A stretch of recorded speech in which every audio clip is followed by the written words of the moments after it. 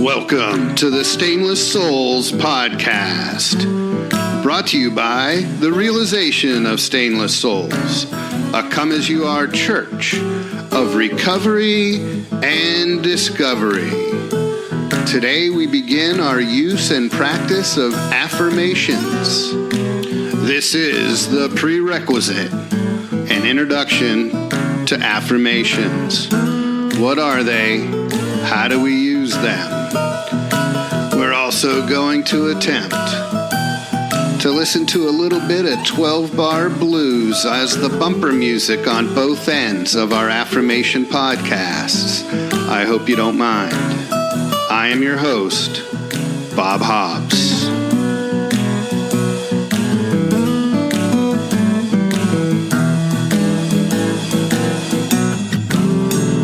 So we're going to start with affirmations, and before we actually begin utilizing affirmations on a daily basis, we're going to have a short primer on why affirmations are important. Hopefully you realize that anything and everything that exists in the universe started as a thought, and from that thought, it manifested in the universe as something we may perceive as tangible. It may be easier to visualize man-made things or man-made achievements. For example, going to the moon. Going to the moon began as a thought. Then that thought was talked about. And in the talking about the thought emerged from the voice as a sound wave. And at that point, it existed in the universe as a vibration. Generally speaking, once a thought transitions from thought only to an expressed sound wave, the next phase is usually a picture or a visualization of what that thought and that sound might look like. And then once we see the picture, we once again state verbally what that picture means or how it looks. So in this brief example, we went from thought to sound to image to sound. And energetically speaking, we went from a thought energy to a sound energy to a light energy, again to a sound energy. Now you can challenge the idea that just because you speak something into the universe with an audio wave, that doesn't mean that it exists. Or just because you create an image in your mind and you see light patterns that resemble the thing or the item that you want to create, doesn't mean that it exists. And I would challenge you with, well, why not? If you remember the last episode 8, of Harry Potter series, the movies I'm discussing. There were 7 books and 8 movies. The 8th movie, after Voldemort killed Harry, Harry was on a train platform in what he thought was King's Cross Station, and he was having a discussion with the then deceased Professor Dumbledore. And as Dumbledore was preparing to leave, Harry asked him, "Professor, is this real? Or is it just happening inside my head?" To which Dumbledore responded, "Of course it's happening inside your head. But how does that make it any less real?" And that's an important distinction to understand, perhaps, because we've stated in earlier recordings that there is absolutely nothing in the universe that you can experience outside your head. Everything you see, everything you hear, everything you smell, everything you taste, everything you feel with your skin, your emotional feelings, those are all waves of energy that interact with your physical body, your physical energy field, and then are transmuted and transmitted as electrical signals to your brain, ultimately to thought, and thought gives it a label. So whether you look at a picture of Mars in an encyclopedia or a picture of Mars online, or whether you look at Mars out through the window of a space vehicle, every one of those experiences are simply electrical signals in your brain. It's all happening inside your head. So when you have a thought of something, does it exist? Once you give it vibrational energy in the physical universe by voicing it, does it exist then? Once your interpretations begin to coalesce around a final idea and you have an image of light within your brain, does it exist then? If not, how's it any different than your experience of Mars? And then finally, by re-speaking or reaffirming that which you see in your mind's eye, does your thought, the original thought, exist then? What is existence relatively? So that kind of serves as the backdrop to affirmations. And in our programs of recovery, where we live by a principle of higher thinking and simpler living, we will use affirmations very often, daily, multiple times a day. And the principle is simply this, that by thinking of something, you're giving it energy. By voicing it, you're giving it existence in the physical universe.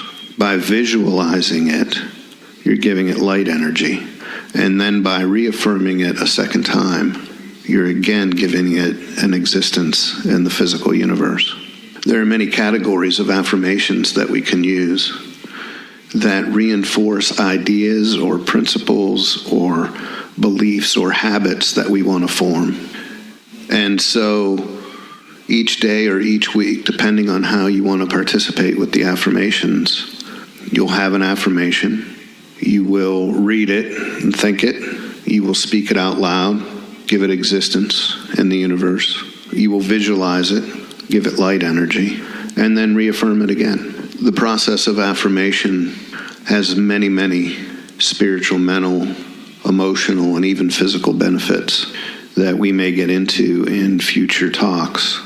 But the interface of your mind, where you're really acting in a non-passive way, is the interface between the conscious, rational part of your brain or your mind and the unconscious, irrational part of your brain or mind.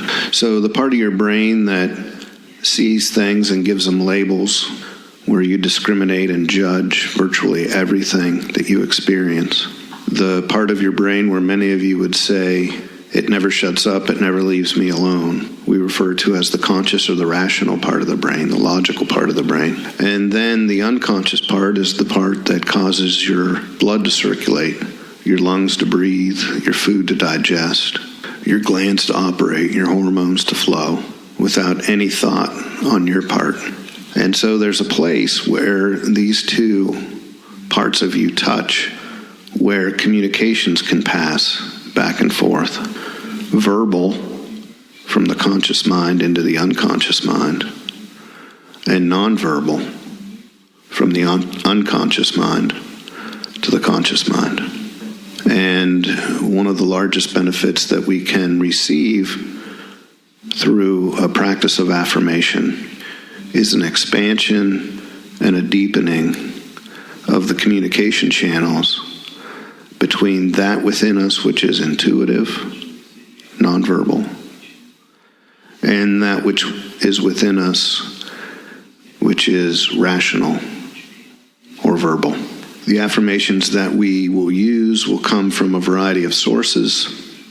Some are going to refer to entities such as you and yourself, a higher power or God, and some goal or hope that we have. And with practice and additional talks, we will learn how to use affirmations in an optimal way.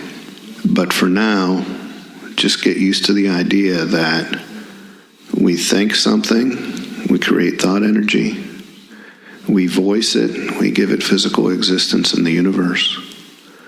We see it, we give it light energy within our mind, and then we reaffirm it again, giving it again physical existence in the universe.